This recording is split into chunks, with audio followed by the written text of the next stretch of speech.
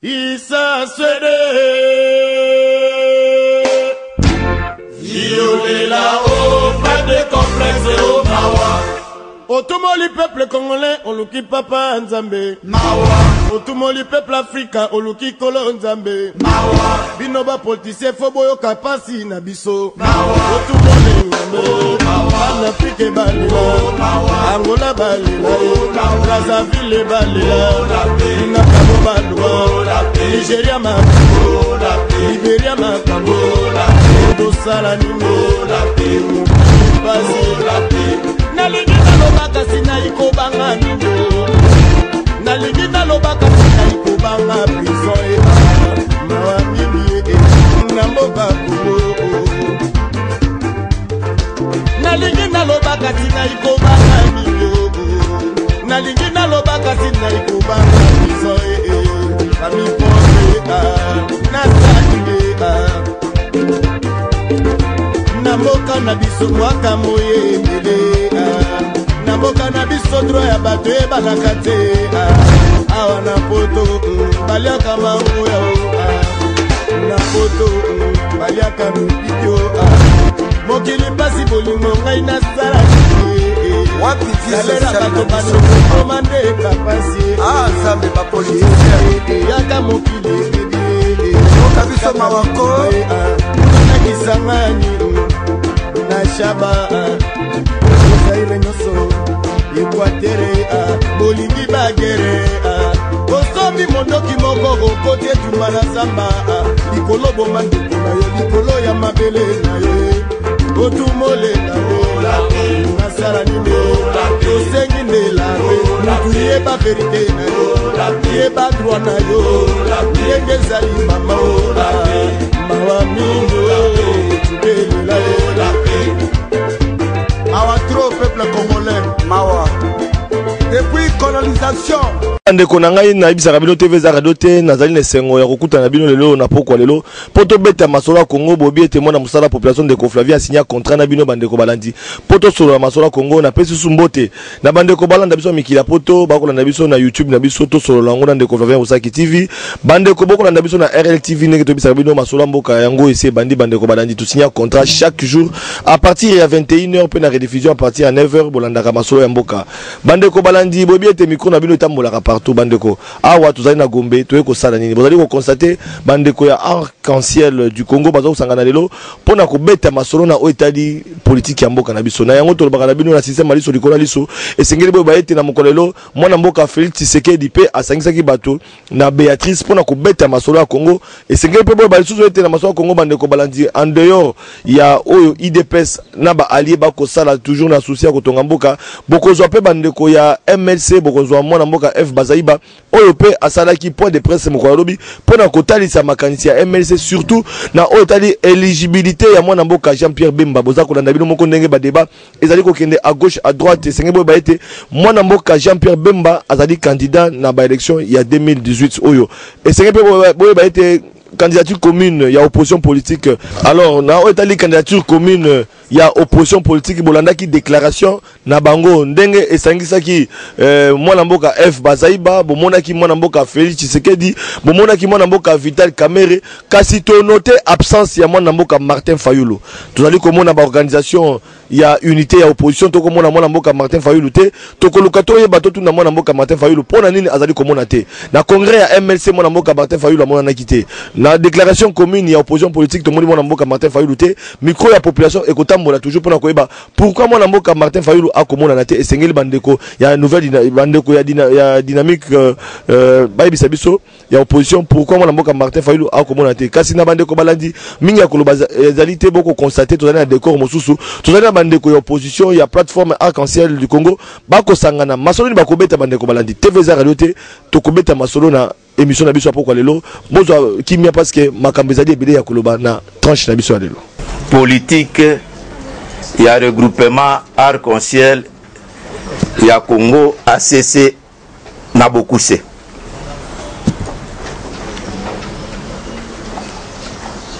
ba président ya arc-en-ciel ya Congo bakutani likita lelo mokolo mwa misato mwazomi na mitano sanza ya mwambe mbu ya koto mibale na zomi na mwambe pona kotala makambo oyo etali ba election na likita oyo ya lelo ACC azwi mikano oyo mokano ya liboso ACC aboyi machine a voter ya mibale ACC asengi na commission électorale nationale indépendante CENI andima bokutani na baebaso bakokende na élection po batala makambo ya fichier électoral batala makambo ya baélecteur boyo baze na misapite pote baélection ekende na kimia tosala baélection ya kimia pe alternance eleka na boboto ya misato arc-en-ciel ya Congo asepeli mingi na ndenge CENI ayambi candidature ya président wa bango sénateur Jean-Philibert Mabaya Gizamine kasi na botalaka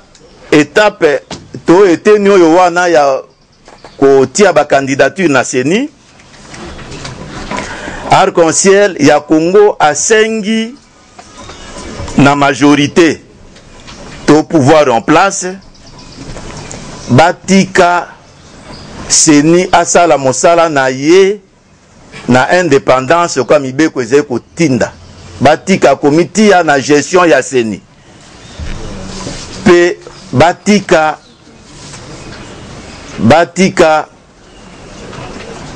kopesa mitindo to ba instruction to ko instrumentaliser justice na biso justice asa mosala na ye ya bokati makambo na bosembo ACC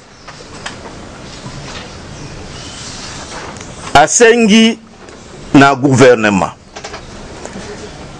te asalela mibeko oyo boye toyokanaki oya accord ya Saint-Sylvestre surtout na likambo oyo etali décrispation politique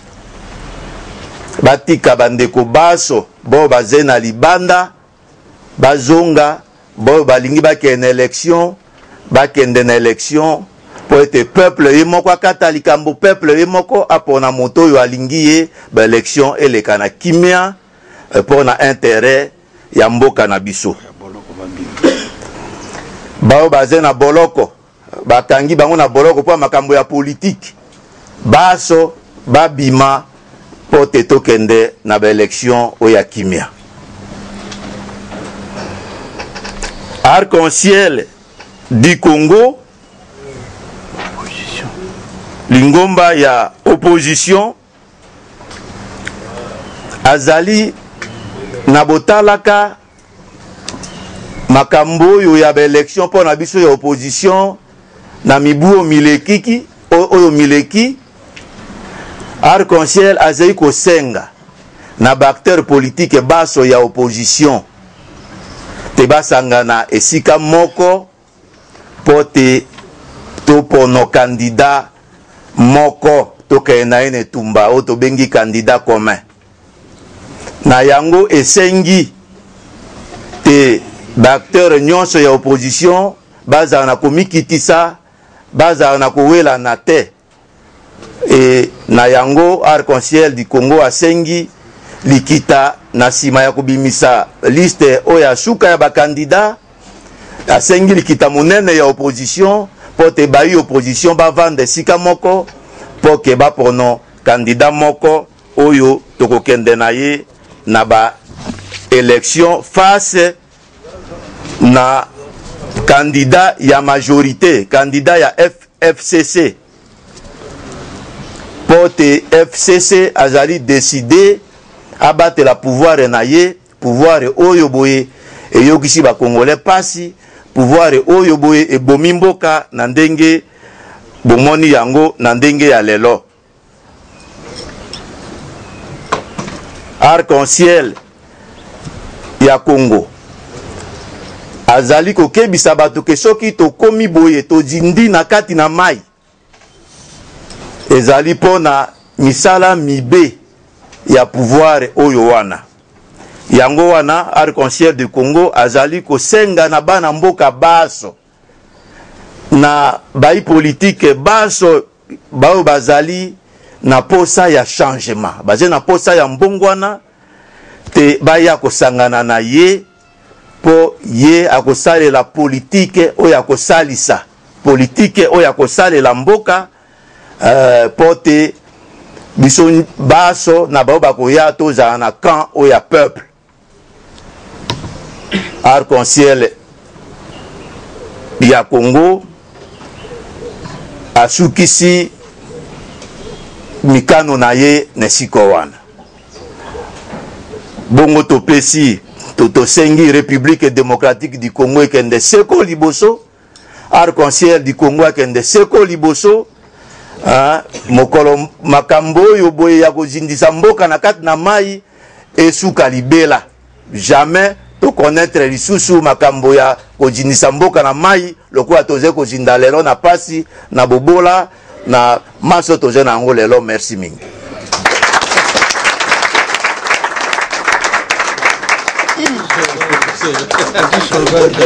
Voilà bandeko tozoko bakaka bolandi bino moko ezalaki déclaration politique ya bandeko Arc-en-ciel du Congo.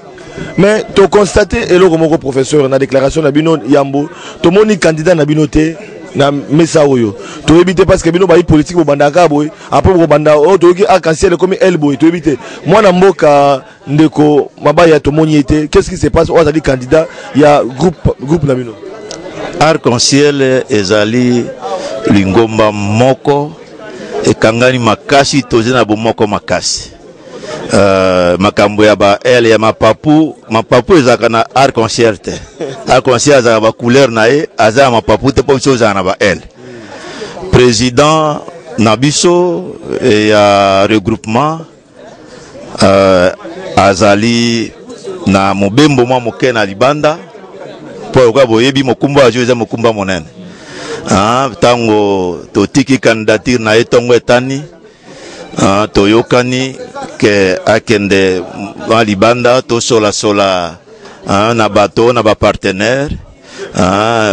oyo boye bakoyo kosunga biso na ba conseil to na batoli pote à la fois regroupement ekende liboso à la fois mokumba o azui en monene ya candidature ya président que soki azui et bongo wana azala capable na kokamba yango na ndenge mususu différent na ndenge ezesika sikoyo parce que pour na biso ezali différence ya gouvernance pour gouvernance ya sikoyo boye et plonger mboka nyonso na kati na mai alors biso il faut to arrêter plongeon wana to arrêter déluge oyo wana ya mwana président azabo tamboli mwa moke na kanisi na sima mwa mikoro akozonga boko mono ye akozonga na makasi na yenyonso mbala na sima kaito obenga bino boko sora na yemoko mutuna musu ezali parce que lelo bandeko c'est vrai bazuli baku ya kolanda bino mais to constater na mangomba na bino ba politique moi mangomba mosusu bazali pene ya presse pene ya ba journaliste pour na communiquer au moins ba déclaration politique au moins ba rencontre na bango mais nous avons l'impression que Arc-en-ciel aza ko fonctionner yemoko na ebité pour na ni bozali na méthodologie wana parce que ndeko fidèle mabaya lingaka TVT ndenge to constater le président sénateur aleka na ba télévision mingité ou bien zali ka stratégie oyo ya Arc-en-ciel. Président Abisso Mabaya c'est une force tranquille. Azalaki nano Nabiso Basso Otobano poto na hibernation. Azeko koye kolandenge na kotia mayere na ye boanya na ye na makasi na bato nyonso badingie pote to gagner l'élection na ba niveau nyonso. Pot to lakisa ndenge mosusu ya okamba mboka. toze mosika na presse te. Toze mosika na presse te. Parce que toza mosika na presse mbe toza na bino lelo te. Kasi boko mono te mikolo ezeko ya na sima tokozala pembeni na bino na laki bino te soki président Mabaya azongia na kaisi ozonga na sima mwa mikolo moke soki azongia baboye tokozala su na bino ba journaliste po boyoka ye boyoka mongongo na ye boyoka makanisi na ye boyoka programme na ye oyo azeko lengele pona ko transformer Congo. Alors on a otali candidature commune et opposition lelo yo bokei en tant que opposant tout le monde bande opposition ba candidat baleki mo ebele na ngambo majorité bazali kaka na o moko ya bango mwana mboka Shadari mais na ngambo opposition bokei ebele Jean Pierre Bemba a déposé tout le monde Vital Kamerhe a déposé Félix Tshisekedi a déposé Ndeko Mabaya a déposé Ndeko Muzito a déposé Ndeko Gabriel Moki a déposé bozali tala molongo molai motu na population zali boy est-ce que population ko zana eliki lelo parce que destin ya mboka za maboko opposition lelo yo parce que population asi ya lembi atie eliki na epa na bino ba opposition est-ce que boko zana moko bokoyoka na solo pona ko kamba liboso programme moko puis candidat moko parce que tout le monde ba miso benga ba grand baleine ba rencontre bango tout le monde a Vital Kamerhe tout le monde a Félix Tshisekedi na totanga pona zakana bango na mituna na tuna bango pe ba yanolango mais tout le monde wana présence ya mwana mboka Fidèle Mabaya te bon lelo yo to ebite po zali ndakala bango bazali ba baleine to bokoza boyoka ni po bimisa baleine moko na ngambo na bino na français balobaka a malin demi. Soko tali na kati ya ba candidat oyo wana tukumi bale na mitano to tukumi bale ya motoba 4 baleine de bazama bino bandakala te toke no makambo ya biso ya ndako te soko tali na kati ya ba candidat wana na banza zomi na mitano bazali ya majorité baso bazabe na opposition te zomi na mitano so majorité na banza pe na zomi na mitano bazali ya camp ya majorité. Bon, oyo ya bango stratégie biso tokokoto te. Mais toyebite bato wana bazo banga ba élection. Bazo banga ba élection basé na stratégie oyo te bango moko ba pono ba candidat ba adversaire oyo bakoza na face na bango. Oh, biso pe to lingi yango te. Yango wana soki pe toti ba candidature moi ebele ezepe ya biso stratégie opposition. Pour te imaginer lelo soki to s'afficher na candidat moko to le quoi lelo to bitete biso baso na opposition to ti obe candidature ya Mabaya ba ko luka ndenge nyonso te bajinisa Mabaya ba okende ko luka boyebi bazali makasi na ba stratégie ya lokuta ya kokosa bozo mon ata lelo soki balingi ba koso boloko be sikoyo ba ko monter likambe sikoyo okoti kuna yango to wito ke na bango malembe tito kendo kangisa bango na coin ya mur tozo kende ke na bango nde na coin na mur na sima mikolo ezeko ya peuple congolais ako se rendre compte te opposition ako vande sika moko opposition ako sola soko oyo lobi te bande ko mususu basangani bipai na bipai ce n'est que normal ba ko mona binote ce n'est que te masolo ezali ce n'est que normal pona ngongo toze na ngoyo boye bato baze ko sanga masolo biso to ko sanga na ka bipai na bipai tango musu bato nyonso bayebi yango te mais to ko sanga na po totala ndenge ni to ke likitango omoni pe moto na moto to kende lokola mo dialogue moko ya opposition te na moto pe azo lukaka ndenge ni mo ba client na ye po tango to ko makuna aza pe na moto akolobela ye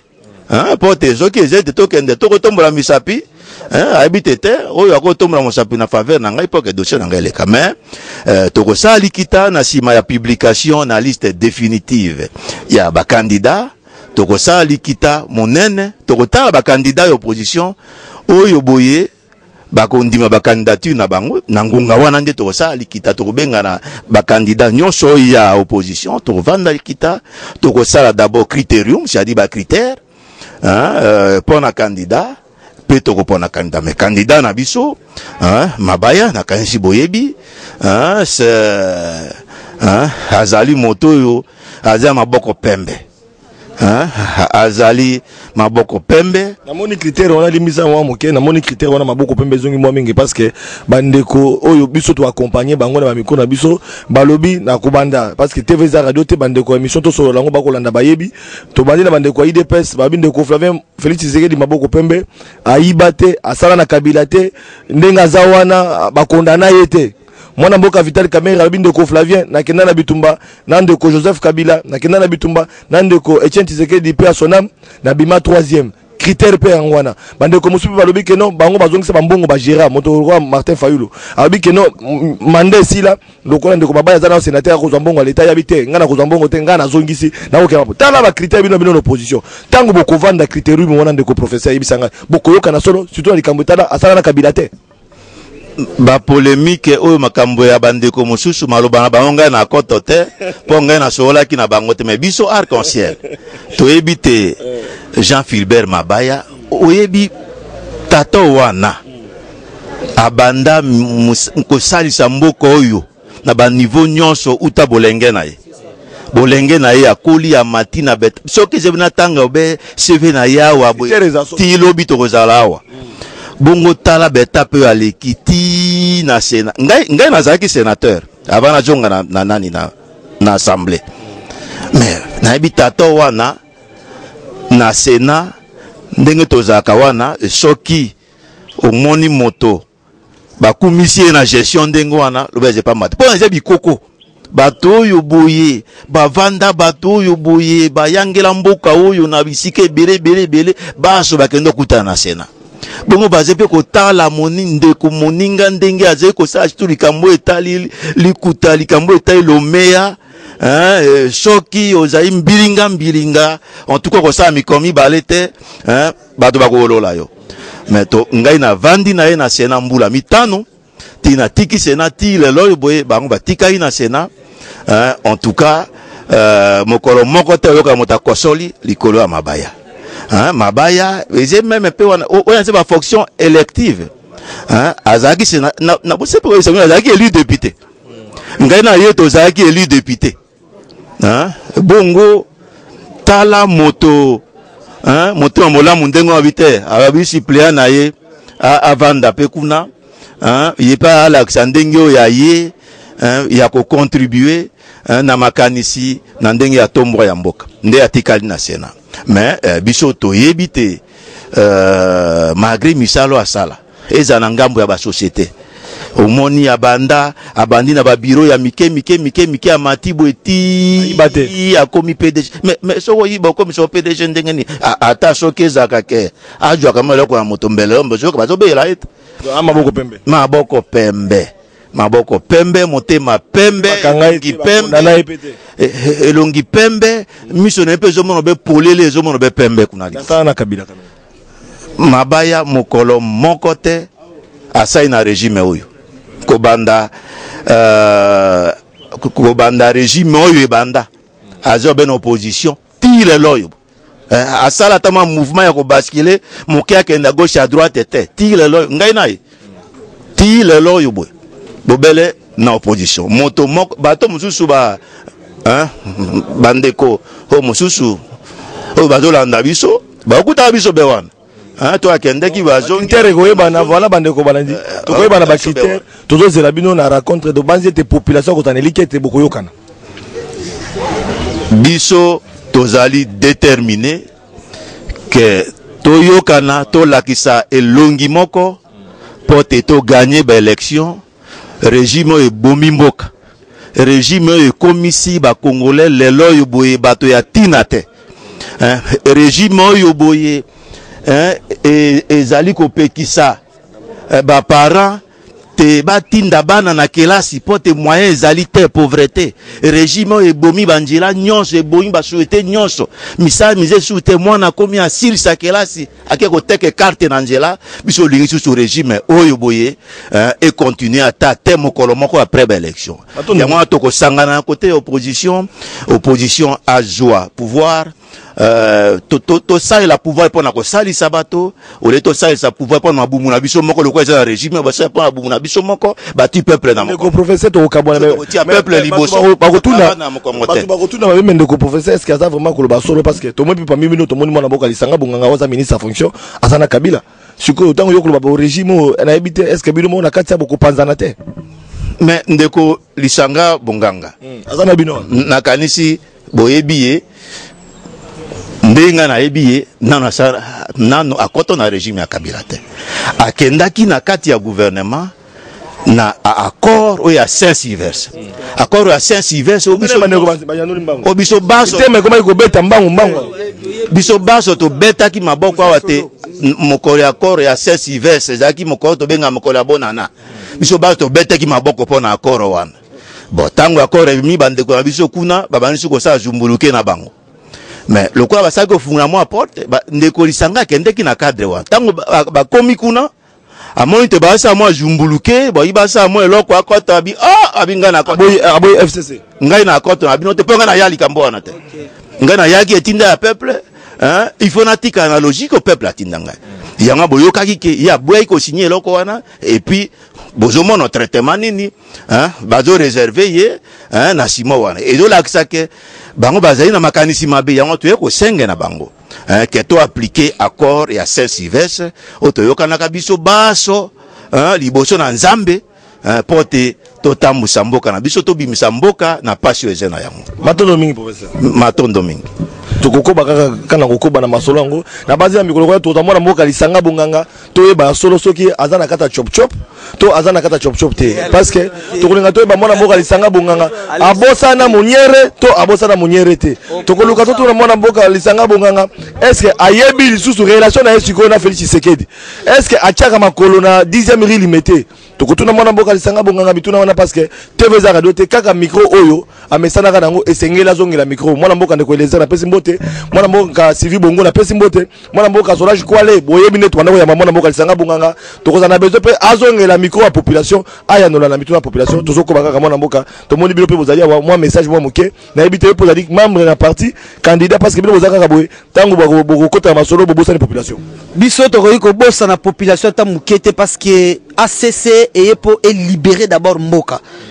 Pourquoi libérer Mboka pambate Mboka ezana souffrance moko ya jeté au Saranati. D'autant que premier suppléant ndenge naza na mwamba déjà mouvement zo beta manandenga jeté parce que tozo sensibiliser batu d'une manière que ACC to longa élection na ba sens nyoso tout blague. Voilà pourquoi président Mabaya a tché candidature nae biso pe ko tozawana tozo soutenir. Alors ndenge tozawana na mwamba avec Jean Kobo donc tozo bunda na makasi d'une manière que ACC yokana na ndenge aya nene mission population bodiembela te na je dis nga na kobenga yo tokoleka nga non émission tokobeta nga non nzoto aya na émission na yemoko tokolobela ngo mais biso toza na posa ke nzale longwa soki kaka tokolia na biso bien na yebi ke président Mabaya na idéologie na ye pe na bato baza na nzinga na ye na yebi ke nzale kosila na mboka Ndeko Francis tokozala pena kitoko makasi Ndeko Francis olembi déjà na moni bolembi parce que micro ato solo ngo zoko baka koba lelo to sangana bino na ebité est-ce que bozana elika penza ke non arc-en-ciel penza teli baya que lelo peut candidat na bino président public akikoleka Ndeko Flavien na lobano boye premièrement na lembité ya mi balé na lobana OK ndeko na biso to président na biso président Philibert Mabaya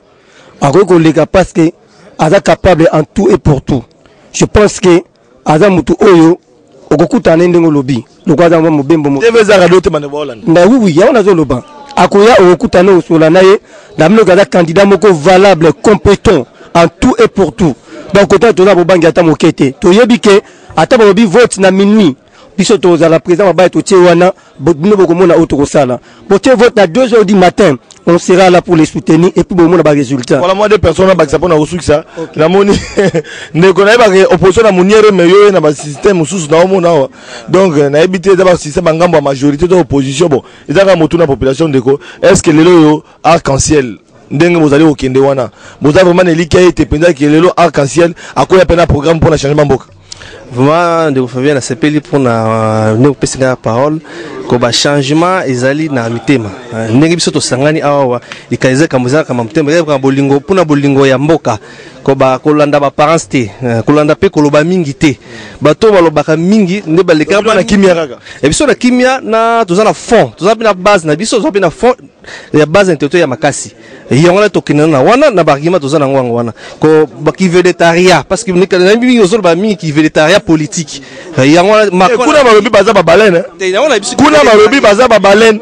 donc okoya na oki déposer nos candidatures ba ko voter ete donc kuna bazali ngomba ba baleine parce que soko zimo na mboka Félix Tshisekedi babi ata baleine ozimo na mboka Vital Kamerhe babi ata baleine ozimo na mboka Moïse Katumbi bien kaza na course ata baleine bosco ozimo na mboka na tanga Vital Kamerhe Jean-Pierre Bemba ata baleine mais soko babi ke bino ba musu ba bandaka la bona ibina ngate te bideo Flavien ko memelo na bali wana te parce que Macron aleki est-ce que Macron yo ndima ki koleka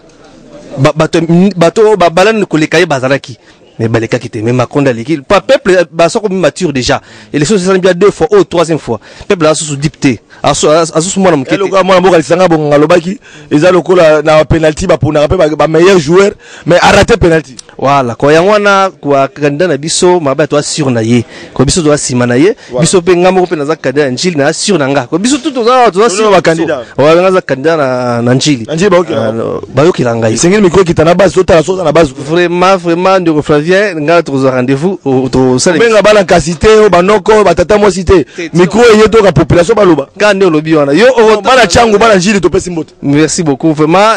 Flavien on s'est pla au qui na terrain côté nga nazali pona o mona ningi ngai nazali kuna yangwana likamona ya ba baleine na reso ba ba critère bon débat ba critère ko zalata ba okuta na bango na bango voilà wana likamona bango wana e ko singla likambo ba ko solo entre bango to ba namboka voilà voilà bande ko bana toko ba zongi to suki ça voilà ndeko maître Pichou to kuta pe na yo susu bitumba ba baleine bitumba banzoko maboko pembe ya sala na kabilate aibate ba condamner été ba critère zo continue hein bon bino pe bolobi super maboko pembe botobite est-ce que on eliki apelelo penza na maponami d'abord président Fidel Mabaya akoleka d'abord alinga ba micro te siko bino bosa campagne ngo ka bino moko na ebite oleka ndeni ya liboso fo ba ete ndeko Flavien arc-en-ciel et kelama pona kimia zona nous sens ya création arc-en-ciel de ceux qui mboule linge banda mabe linge banda so arc-en-ciel bimi c'est que c'est la paix donc cela veut dire que candidat na biso aza moto oye ko memande kimia esika désordre de sala kinaka tamboka c'est d'abord un donc solution ezali nde oya biso mabaya po ete na bosali boye ata mokolo moko te bakute na mokolo to elongo bana ndeko Kabila bazala ko banga ngonga sebeti ngonga esi ebeti distraction politique tolingi yango te tolingi yango te po bana kini bayebi bana lukunga bayebi maître Pichumalu toujours présent 100% lukunga bazo comprendre makambo maloko za ko hinda monga fule za ko hinda ngale meza ko hinda dewe za ka fo caméra ndeke omona yo molo bate mais nazo ko yebisa obeke yeba ete vraiment donc bengi sa caméra to solo lango na minute oyo invitation eza direct déjà coordination c'est invitation na yo ozo kita maloko za ko hinda ngale meza ko hinda monga fule n'en parlons même pas 100% Pichumalu avec Babala toujours présent c'est la paix Fidèle Babala te na yebi non na Fidèle Babala ndeko Teba, keba na kombo. Voilà. Bongisa ni kombo. Keba na kombo. Keba na kombo. Mabaya. Ah, Mabaya. Mabaya. Regardez Fidèle Mabaya. Te. Ndeko. Mibeko lobiete. Komba moto ko manyola ngo mabete. Na Kazaki Fidèle Baba. Poso ko manyola mabe mbeko kanga yo.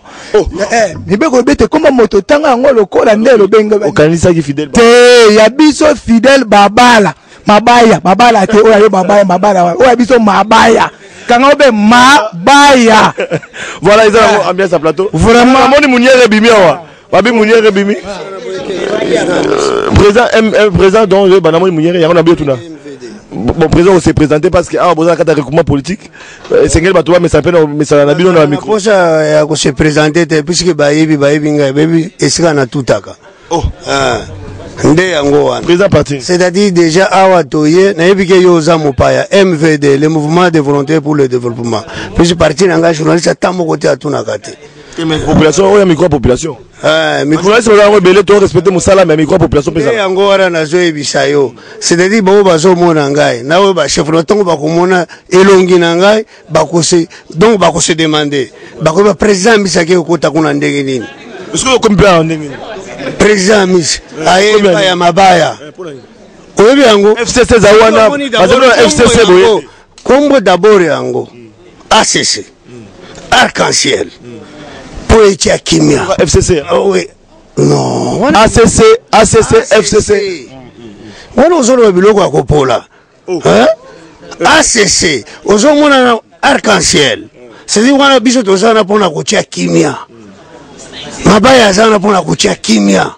c'est pour cela toye kolanda kimia toboyi makelele toboyi tamtam. Est-ce que Arc-en-Ciel a aligné les candidats na koloba ndenge bo aligné ba candidats partout dans la circonscription nyonso? Asi nyonso to aligné.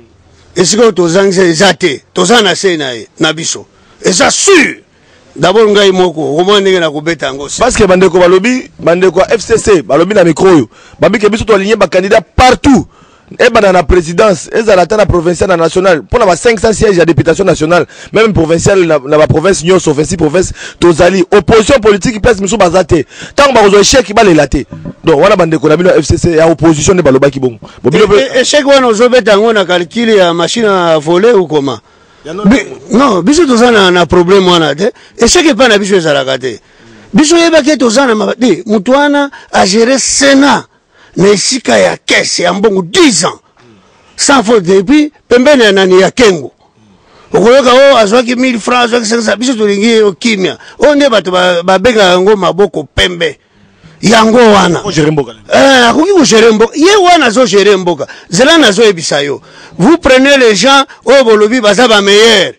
bapesi bango alternative bazokoka te.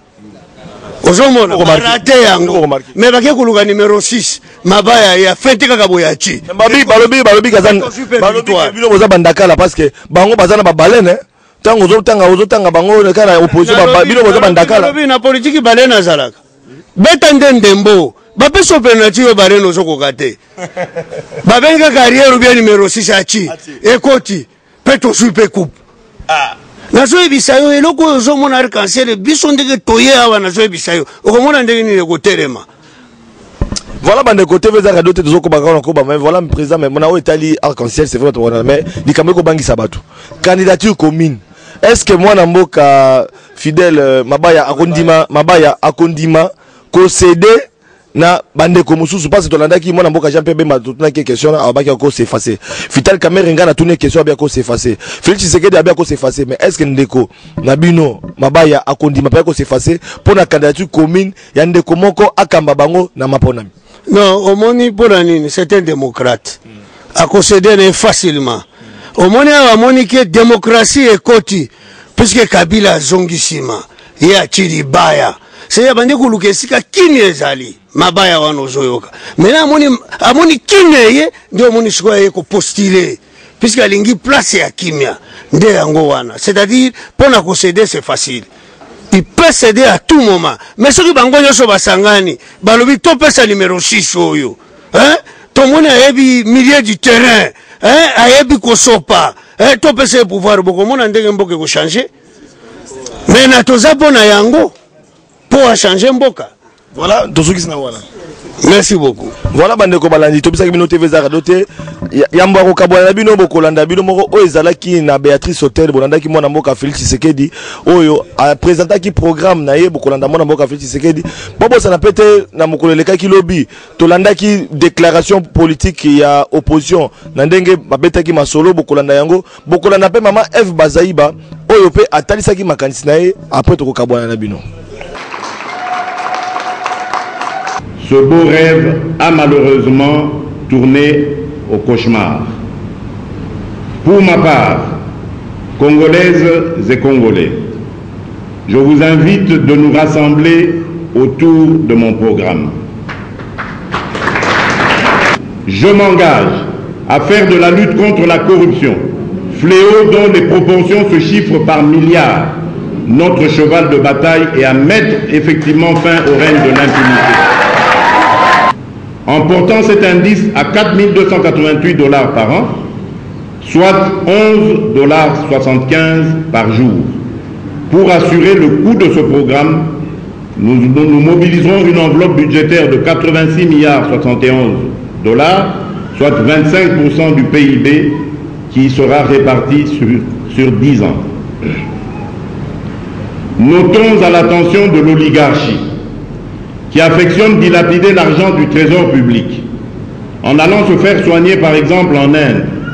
au lieu de construire des hôpitaux chez nous. Qu'en Inde, pays reconnu comme émergent, les citoyens vivent en moyenne par jour avec 5,30 $. On l'aura compris, Si mon programme est appliqué, dans 10 ans, notre pays, actuellement classé parmi les États les plus pauvres et les plus inégalitaires du monde, sortira par le haut de ce statut humiliant.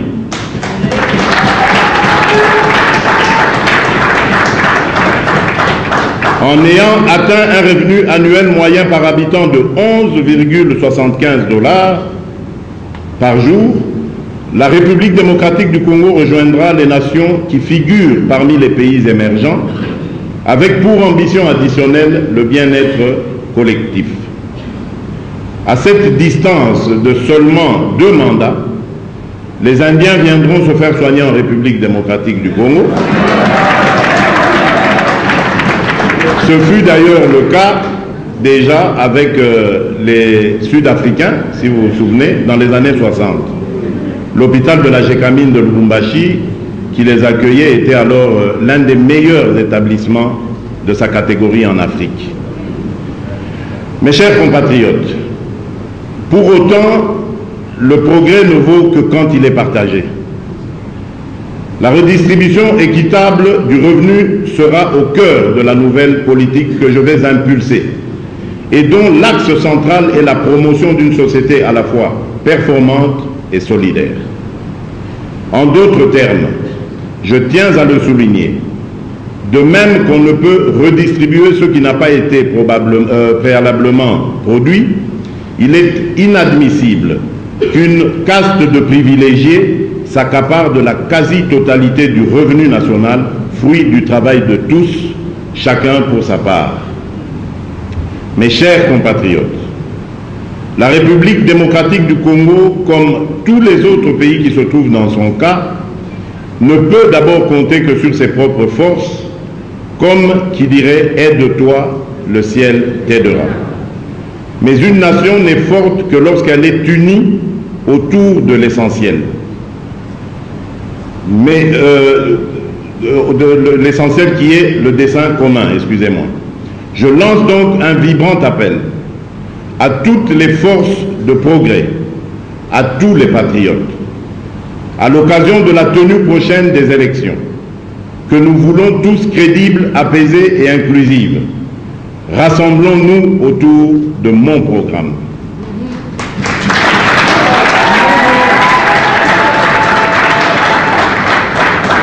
Dans l'unité, menons la lutte contre la pauvreté pour, d'ici à 10 ans, vaincre ce fléau indigne de notre nation. Main dans la main, tissons une chaîne d'union qui nous rendra capables de mettre en mouvement notre capital humain pour transformer les 2 340 000 km² de notre pays en un gigantesque chantier, sans doute le plus grand chantier du siècle. Les conditions politiques, économiques et sociales catastrophiques dans lesquelles le pouvoir sortant, en dépit de ses diatribes choquantes envers le peuple, a plongé et laisse le pays, indiquent que les Congolaises et les Congolais, même différents et adversaires, ont le devoir transcendant de regarder dans la même direction, dans le respect mutuel des opinions et des personnes. Le salut de notre patrie est là. Nous le devons à nos enfants. Nous le pouvons. Aussi, sur mon honneur et sur ma conscience, je vous dis que le moment de le faire, c'est maintenant. Mesdames et messieurs, distingués invités, chers compatriotes, je vous remercie. Je n'ai pas d'expérience dans le bradage et le pillage de mon pays.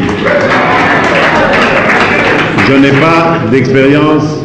dans la violation des droits et des libertés de mes concitoyens. Je n'ai pas d'expérience dans la mégestion et la gabegie de la chose publique. Mais en revanche, j'ai de l'expérience dans le respect des droits et des libertés de notre pays.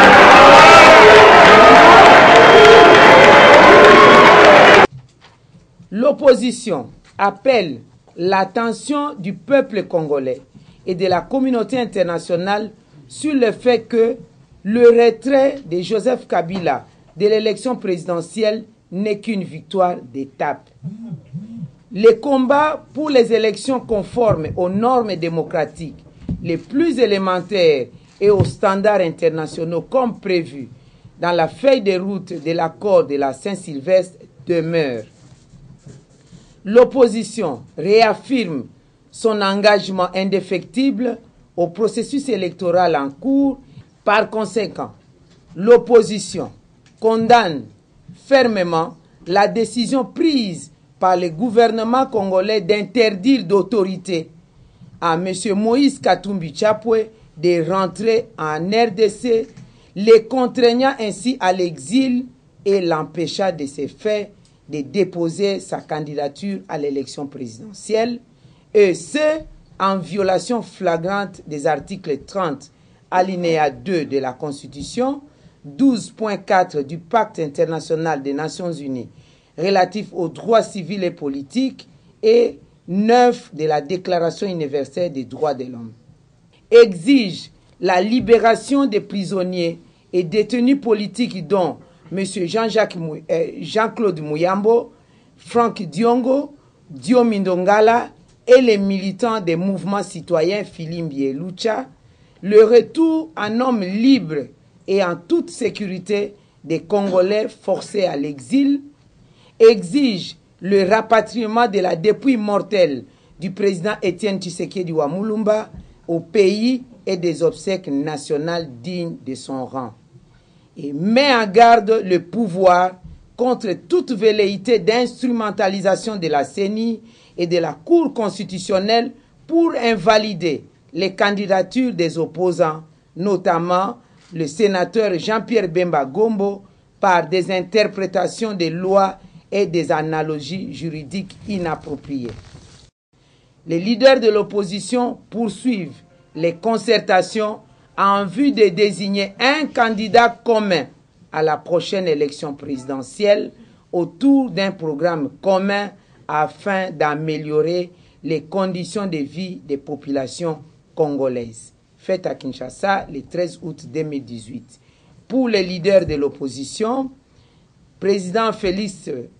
Tshisekedi Tshilombo, président Jean-Pierre Bemba Gombo, président Moïse Katumbi Chapwe, président Vital Kamerhe, président Martin Fayulu Madidi, président Matungulu Mbuyambo. Je vous remercie.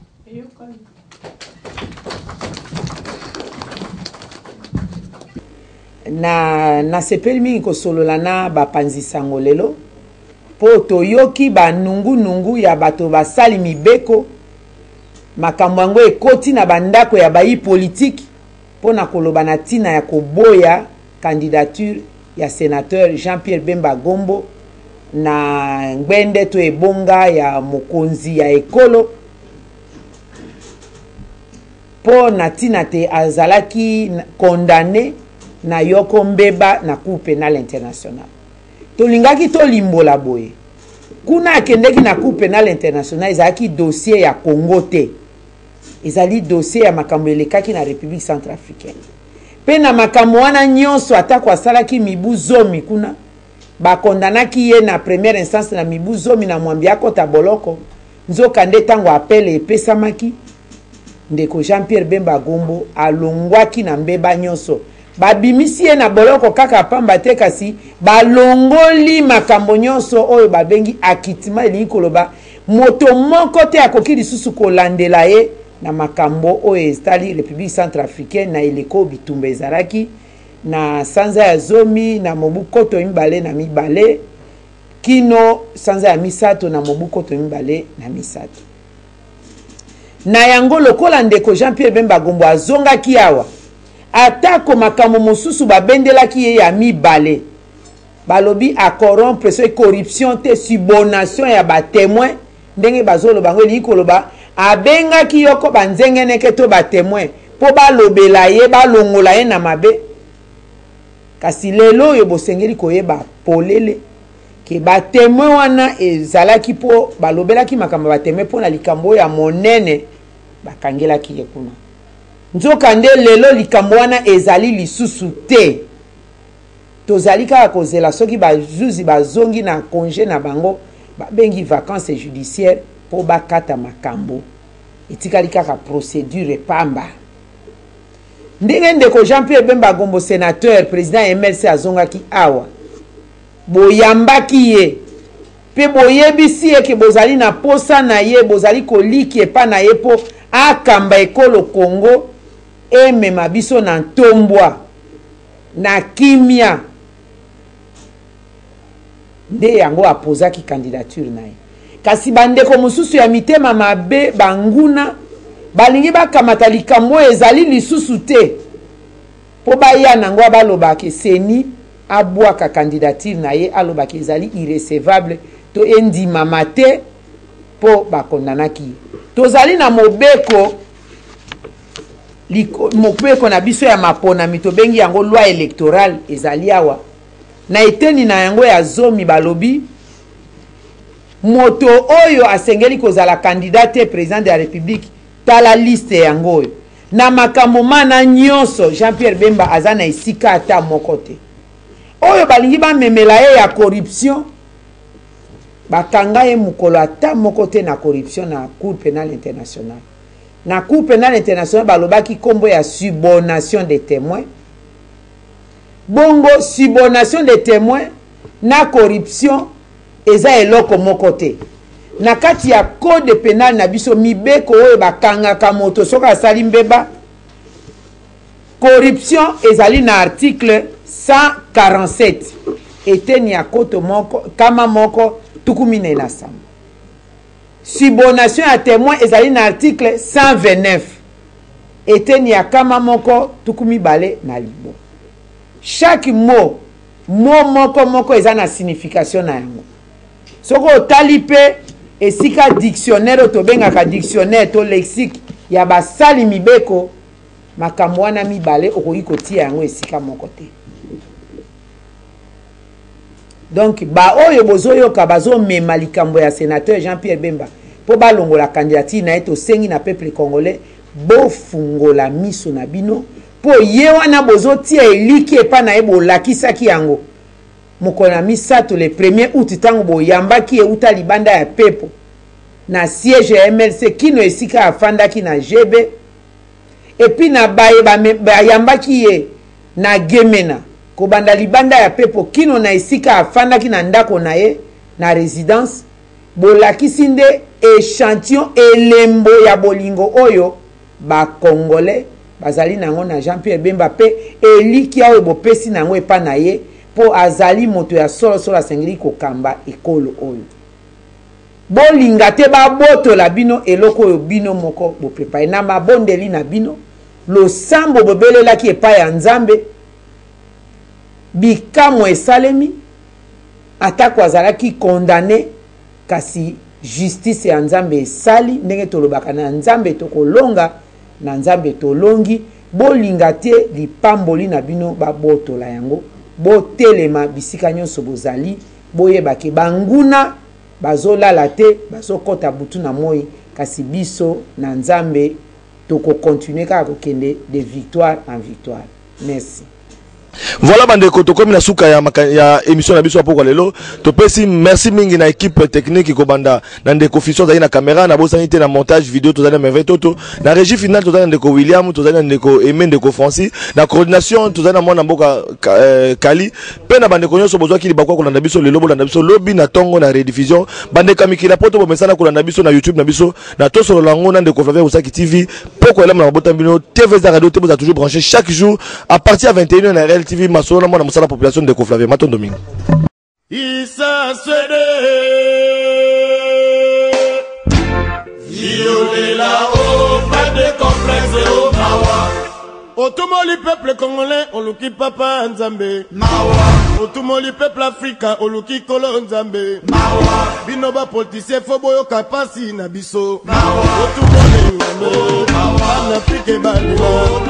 Angola balila Brazzaville balila Nakabo balwa Nigeria makabo Liberia makabo Dosala nimo Basi Nalingi nalobaka sina ikobanga mino nalingi nalobaka tina ikobanga prison mawa mingi na mboka Kongo nalingi nalobaka tina ikobanga mingi nalingi nalobaka tina ikobanga prison bamiponze nasalinge na mboka na biso mwaka moyebele na mboka na biso droit ya bato ebalaka te awa na poto baliaka mango yao na poto baliaka mipikio mokili mpasi bolingo ngai nasala salera bato banokokoma nde kapasi zambe bapolisie yaka mokili oka biso mawako nakisangani na shaba ozaire nyonso ekwatere bolingi bagere osomi mondoki moko okoti etuma na zamba likolo boma ndeko na yo likolo ya mabele na yo otumole na yo nasala nini tosengi ndelawe mutu yeba verite na yo yeba droit na yo ndenge ezali mama mawa mingi tubelela awa trop peuple congolais mawa depuis colonisation